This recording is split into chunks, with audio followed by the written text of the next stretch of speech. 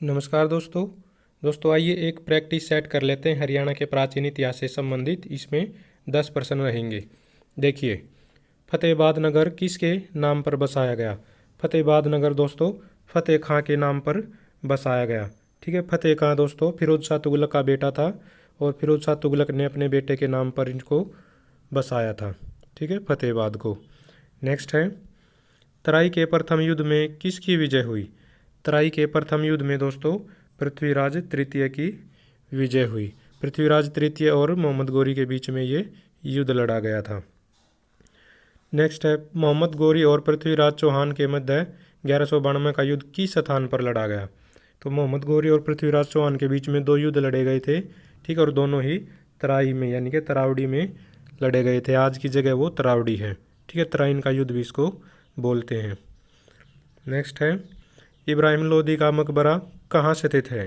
तो इब्राहिम लोदी का मकबरा दोस्तों पानीपत में स्थित है। इन्होंने प्रथम लड़ाई भी लड़ी थी बाबर के साथ। ठीक है, पानीपत में ही लड़ी थी वो भी। अलबेरूनी की पुस्तक किताब उल हिंद में किस स्थान को हिंदुओं का महत्वपूर्ण स्थान बताया गया है? अलबेरूनी ने थानेसर को महत्वपूर्ण स्थान बताया दोस्तों हिंदुओं का अपनी पुस्तक किताब उल हिंद में। 12वीं शताब्दी में किस चौहान शासक ने तोमरों को पराजित किया? 12वीं शताब्दी में दोस्तों अर्णोराज ने क्या था, तोमरों को पराजित करके चौहान शासन की शुरुआत की थी। ठीक है, ये 12वीं शताब्दी में।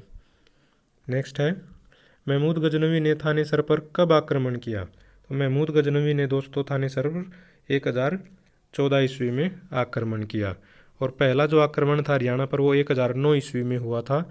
ये दूसरा आक्रमण था 1014 में। नेक्स्ट वन है, सुल्तान बलबन ने हरियाणा के मेवों का दमन करने का प्रयास कब किया?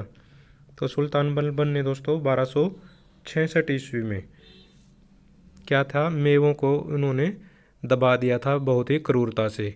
उनको ये चमड़ी उधेड़ कर उसमें भूसा भर दिया गया था बताते हैं। और बलबन ने लौ और रक्त की नीति अपनाई थी।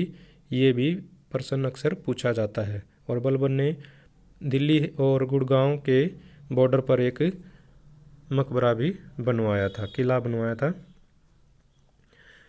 तराई के दूसरे युद्ध 1192 में किस शासक की हार हुई? तराई के दूसरे युद्ध में दोस्तों पृथ्वीराज तृतीय की हार हुई। ठीक है, तो देखिए मैं बता दूं कि तराइन का जो युद्ध था वो पहला 1191 में हुआ था जिसमें पृथ्वीराज तृतीय की विजय हुई थी। ठीक है, और फिर दूसरे युद्ध में पृथ्वीराज तृतीय की हार हो गई थी मोहम्मद गोरी के साथ।